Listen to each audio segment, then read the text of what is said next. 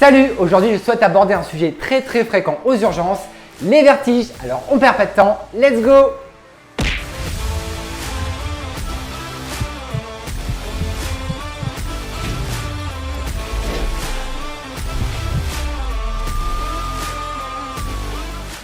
Bonjour à tous, dans cette vidéo nous allons explorer les différents types de vertiges, comment ils sont évalués aux urgences et comment ils sont pris en charge. Alors déjà pour commencer, qu'est-ce qu'un vertige? Le vertige c'est une illusion de mouvement que tout tourne autour de soi ou que l'on tourne soi-même. Ça peut être très troublant et causer des difficultés à se déplacer ou à se tenir debout normalement. Et il est important de noter que les vrais vertiges ne sont pas la même chose que des sensations vertigineuses comme une légère hypoglycémie, de simples étourdissements, des chutes de tension, une phobie ou même une spasmophilie. Les vertiges sont généralement un signe d'un dysfonctionnement de l'oreille interne ou du système vestibulaire. Voilà à quoi ça ressemble. Il est composé de 3 canaux semi-circulaires disposés à angle droit l'un par rapport à l'autre et de 2 chambres disposées horizontalement et verticalement. Et il faut savoir que les vertiges peuvent avoir de nombreuses causes différentes. L'une des causes les plus fréquentes est le vertige positionnel paroxystique bénin, également appelé VPPB. Ce vertige est causé par des cristaux de calcium qui sont habituellement dans l'oreille interne et qui vont se détacher pour une raison inconnue. Provoque alors des vertiges lorsque la tête change de position. Pour faire simple, voyez cela un peu comme une balle de tennis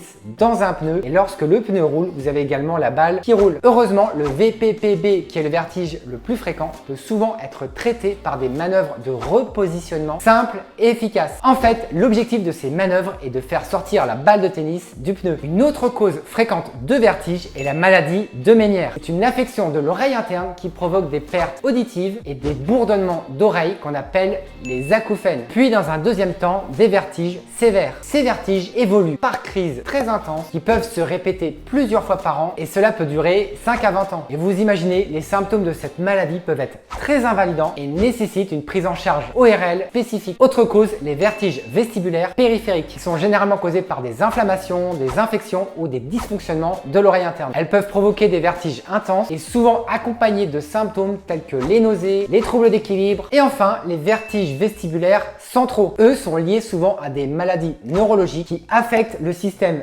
vestibulaire situé dans le cerveau lui-même, comme par exemple un AVC. Souvent, il y a d'autres symptômes associés au vertige et le fait que le vertige soit persistant, permanent, quelle que soit la position de la tête, c'est un signe qui doit vous alerter. Ces conditions peuvent être plus difficiles à diagnostiquer et à traiter. Concernant la prise en charge aux urgences, lorsqu'un patient se présente aux urgences avec des vertiges, une évaluation approfondie est nécessaire afin d'évaluer la cause sous-jacente. Alors cette évaluation, elle commence tout simplement par un interrogatoire au patient. Donc les médecins posent des questions sur les symptômes ressentis, tels que la durée des épisodes de vertige, ou les facteurs déclenchants, le changement de position, ou des symptômes associés comme des nausées, des maux de tête. Après l'interrogatoire, un examen clinique sera réalisé. Cela comprend des tests vestibulaires pour évaluer la fonction du système vestibulaire. Un test couramment réalisé, c'est le test de Dix-Hallpike. Pour tester, on place le patient assis sur le brancard, puis on tourne la tête de 45 degrés du côté de l'oreille que l'on souhaite tester. Enfin, on allonge rapidement le patient en maintenant la tête tournée, puis on maintient le cou en hyperextension de 30 degrés en arrière des épaules. On garde cette position entre 30 et 60 secondes, ce qui déclenche un nystagmus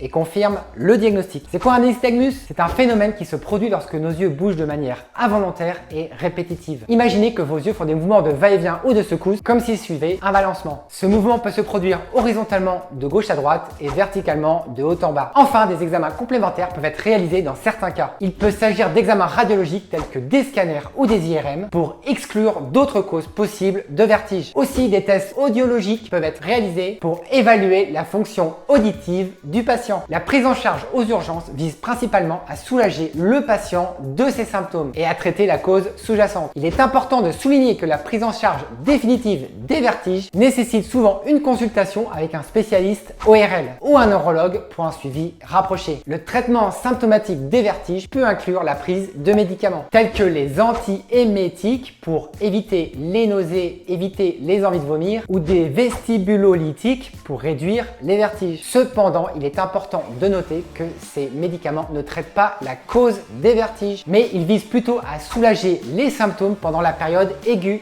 Vous me suivez? Plus des médicaments, le repos et l'hydratation sont souvent conseillés. Et bien sûr, il est aussi conseillé d'éviter les mouvements brutaux de la tête et de prendre son temps lors des changements de position. Selon la cause spécifique des vertiges, des traitements peuvent être apportés. Par exemple, dans le cas du VPPB, des manœuvres de repositionnement telles que la manœuvre B-play peuvent être proposées. L'objectif de ces manœuvres est de rétablir les cristaux dans leur position normale. Enfin, sachez que la prise en charge des vertiges est parfois relativement longue. Une fois les symptômes aigus soulagés, il peut être nécessaire d'avoir un suivi régulier auprès de son spécialiste pour gérer les symptômes récurrents et les futurs épisodes. Voilà, maintenant vous savez tout ce qu'il y a à savoir sur la prise en charge des vertiges aux urgences. J'espère sincèrement que cette vidéo vous aura plu. N'hésitez pas à poser vos questions en commentaire, j'y répondrai avec grand plaisir.